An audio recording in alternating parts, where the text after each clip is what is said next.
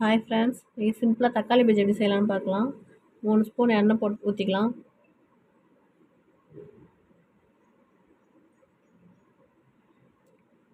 கடுகு போட்டுக்கலாம். சின்ன வெங்காயம் போட்டுக்கலாம். கருவேப்பிலை போட்டுக்கலாம். பூண்டு, தக்காளி போட்டுக்குங்க. உப்பு போட்டுக்கலாம் தக்காளி வணங்குறதுக்கு. நல்லா கிளறி விட்டுக்குங்க.